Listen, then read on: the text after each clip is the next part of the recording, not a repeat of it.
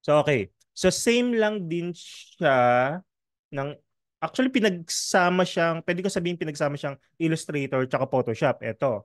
Kasi, kung meron akong shape dito, tingnan nyo to.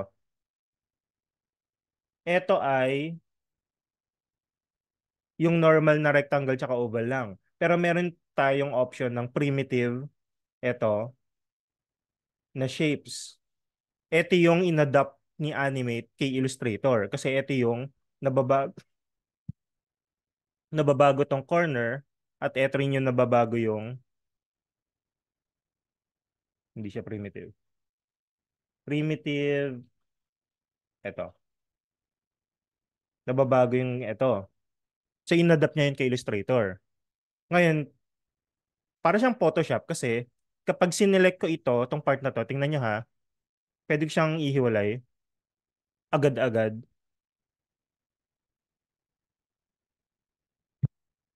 So, meron siyang feature nung ano, pag nakaselect yung nagaganyan, no,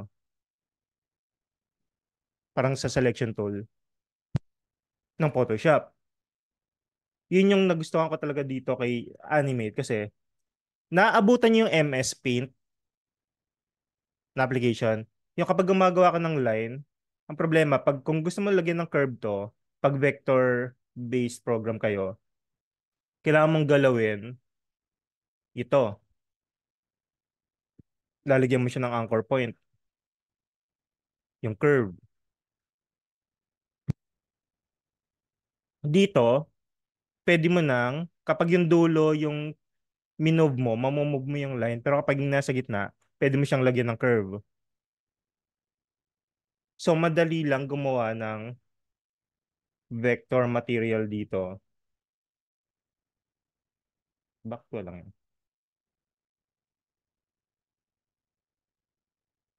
Kasi nga,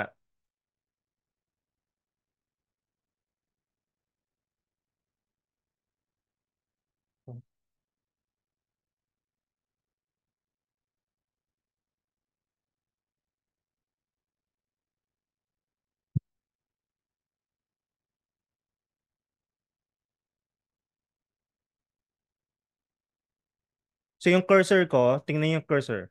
Kapag nasa corner, nagiging icon niya yung corner. Kapag nasa gitna muna, meron siyang cross. Ibig sabihin, pwede ko siyang i-drag.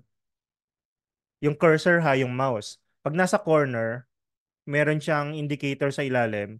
Pwede mong i-move yung corner. Selection tool ito.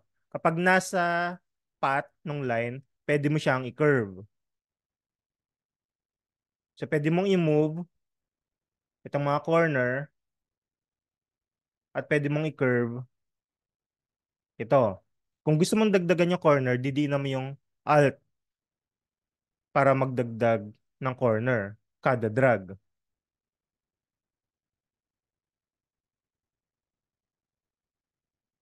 So, madali lang gumawa ng graphic design nang hindi ka na masyadong nag-adjust or nagpapalit-palit ng tools. Ang gamit mo lang, selection tool, tsaka yung Alt key sa keyboard. Pwede mo pang i-extend natin.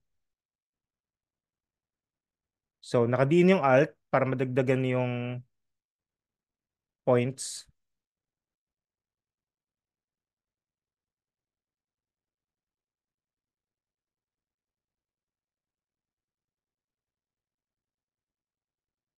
Nakuha niyo yun? Or masyado mabilis? Nakadiin yung Alt para magdagdag ng points kapag nag-drag ako.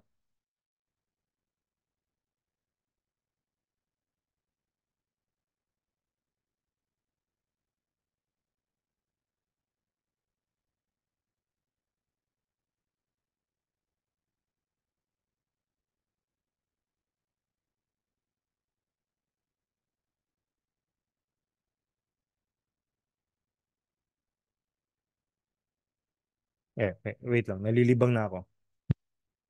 Pero yun yung ano, yun yung pang-manipulate ng vector. So, punta na tayo sa animation.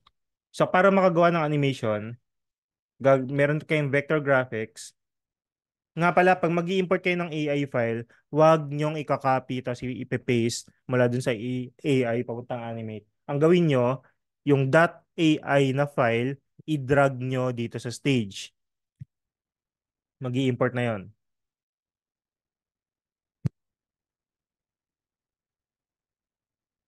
Yung group nga pala, kasi dito, iisang layer lang yung ginagamit niya. So tuwing gagawa ka ng vector graphics at pinatong mo siya ng ganyan, mabubura niya yung pinatungan. Kasi nga, nasa isang stage lang siya. So para maiwasan yon, i-group nyo muna yung mga to.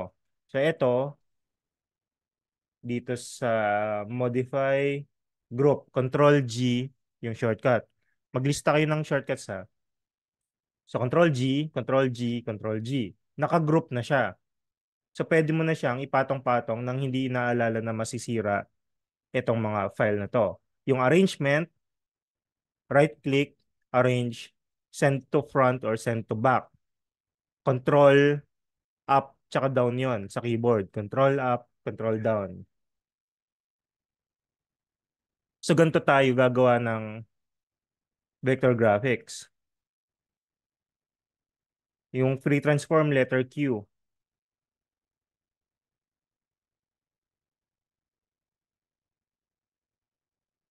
Parang ganyan.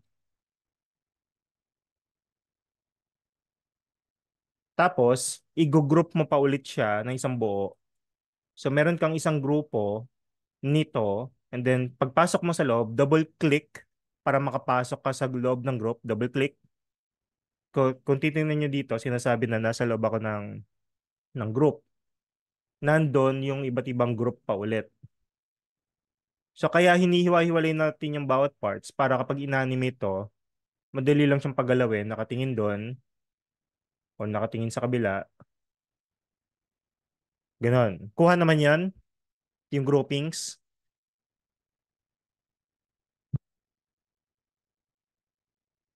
tsaka yung arrangement. Ano lang to, review lang. Parehas lang din siya sa Illustrator, yung arrangement, pero nasa isang layer pa rin. Okay. Proceed na tayo sa animation. Tatlong step lang yung kailangan yung tandaan dito. Gagawa ng symbol, gagawa ng keyframe, tsaka gagawa ng tween.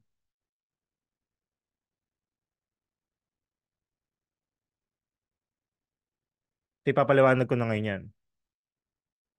So ano yung tatlong step? Laureo, para mapag-animate. Laureo?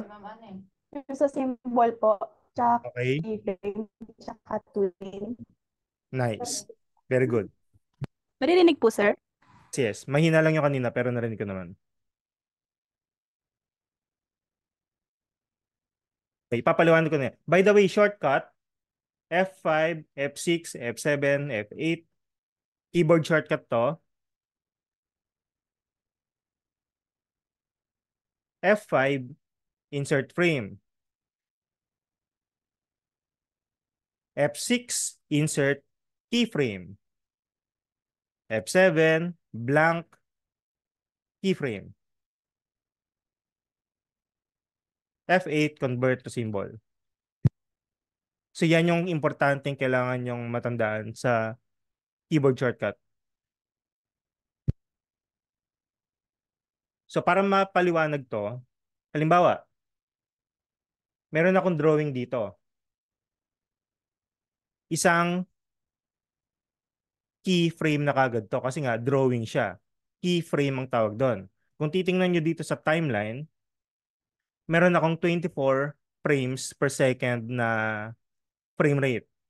So kada 24 na frame, isang segundo yon. So dito sa taas ng ruler, merong 1 seconder dito, 2 seconder. Nakikita nyo naman, no?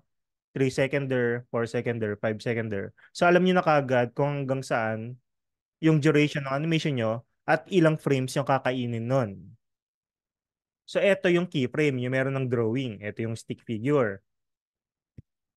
So halimbawa, magdadagdag ako ng frame. So F5 yung pangdagdag ng frame. So nagdadagdag ako ng duration. Halimbawa, 3 seconder. So yan yung duration ng animation ko. So enter yung para ma-play siya. Wala pa ako mapapanood kasi wala naman akong dinagdag na keyframe. Iisang frame lang yung napapanood nyo for the 3 seconder. So halimbawa, punta ako dito, magdadagdag ako ng keyframe. O ba, sige, keyframe. F6 or right click insert keyframe. F6. So meron na akong dalawang keyframe. Isang drawing na to, tsaka isang drawing na to. Halimbawa, itong pangalawang drawing, iaangat ko ng ganito. So meron akong unang drawing, and then yung pangalawang drawing, inangat ko ng konti. So pag pinanood ko siya, enter, yun yung nangyari. Nakuha niyo yun, mabilis, masyado, ulit. Halimbawa, yung unang drawing ko ay ito.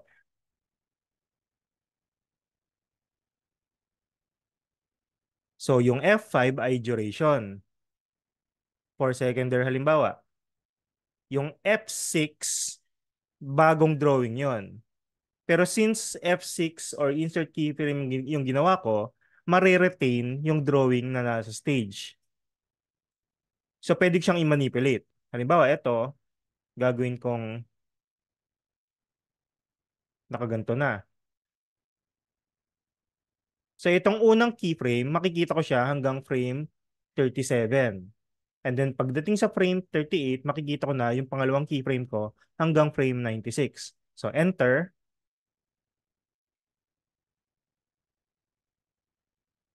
So far, so good. Malinaw naman.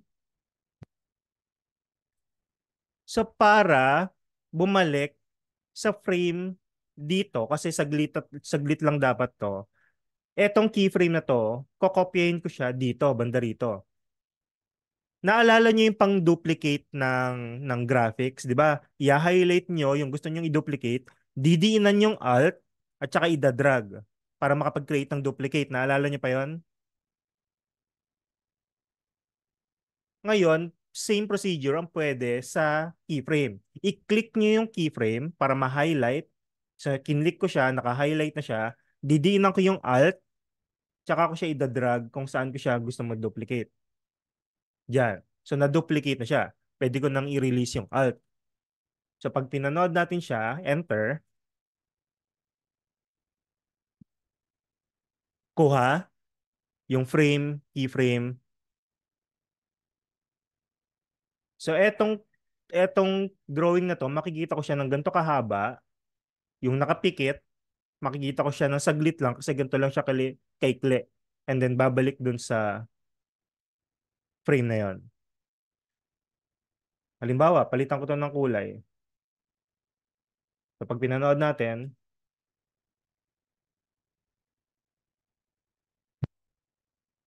pwede ko rin gawing ano to. Halimbawa, F6. Palitan ko lang ng ibang ano. Tapos F. So imbis na F6, keyframe kasi yung F6, tapos mariretain yung drawing, pwede kong gawing ano, F7. Kaso, mababakante yon. Sige, F6 na lang ulit. F6, tapos tatanggalin ko to.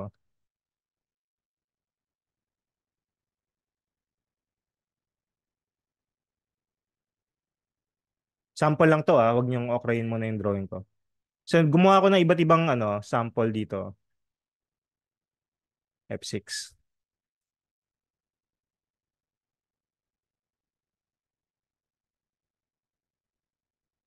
F6.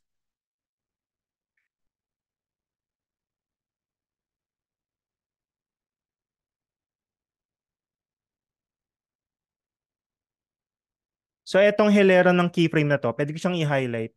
Click hold para ma-select yung hilera na yon. Tapos i-release ko yung mouse.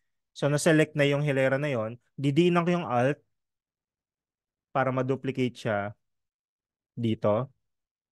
So paulit-ulit na yung keyframe niya.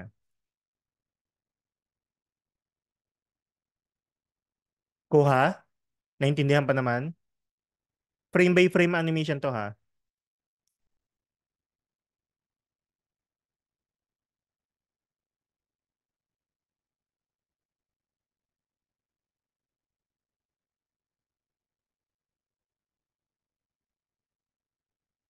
Another sample, para ano lang to para lang maintindihan niyo yung frame keyframe. So ito naman, halimbawa, stick figure. Tapos, imbis na F6, F7 para blank keyframe. So magdodrawing akong panibago. Pero gusto kong makita yung previous drawing ko. I-activate ko yung onion skin. Andito yon. Onion skin, ito. Sa taas. So meron akong kita dito. So pwede ko siyang gawing reference. F7 ulit.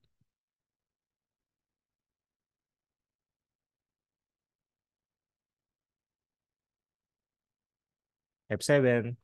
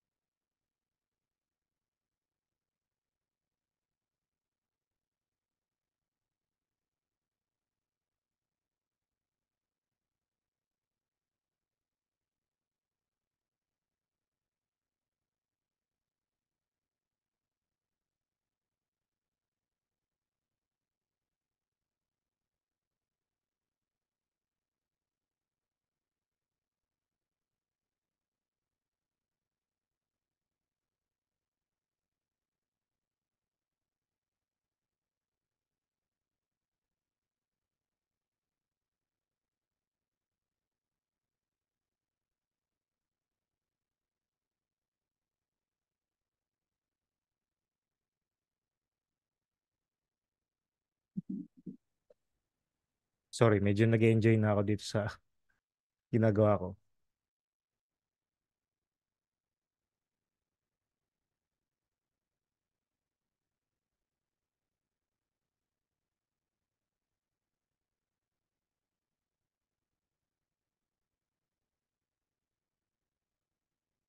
Okay na yan. So panoorin natin. Masyado lang mabilis to. Control Enter para i-test yung movie. Pero yan yung frame by frame animation. Tapos yung ginawa ko ay straight ahead animation. Masyado siyang mabilis kasi 24 frames per second. Tapos kinumpleto ko yung isang frame, isang drawing. Pwede kayong gumawa kasi ng by 2. By the way, keyboard shortcut, yung comma, tsaka yung tuldok, yung less than tsaka greater than sa keyboard nyo, yun yung pang-navigate dito sa timeline. Tingnan nyo, nag-left-right navigation ako dito. Yung less than tsaka greater than sa keyboard. So ang gagawin ko, mag-i-insert ako ng frame, kada keyframe dito para maging two exposure siya. Ibig sabihin, isang keyframe, dalawang frame yung sakop. Yun yung tinatawag na by twos.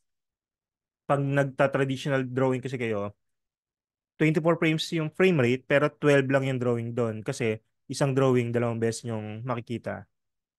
So ganito ang gagawin ko. By twos, control enter. Nakuha pa naman, mabilis. Hindi na gets, alin yung hindi malinaw. Pero hindi ito yung gagawin natin sa sa pinapaliwanag ko lang yung frame, keyframe at iba pang process ng animation.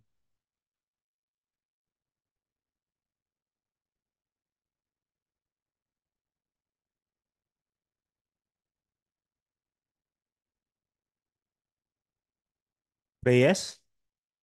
Sir, paano po yung sa ano? Pwede po pa ulit yung sa onion skin ba yun na ano? Yung para Ito? makikita mo yun. Oh, Ah, okay. Sige. Okay na po, sir. ito. Tapos pwede mong ihatakin tong kung gaano kahaba yung makikita mong Yan. Frames. Dito, onion skin. Ay, by the way, baka iba yung nakikita nyo kasi naka, okay, classic. Baka naka essential kayo or basic. So, nandito ako sa classic. Ayun.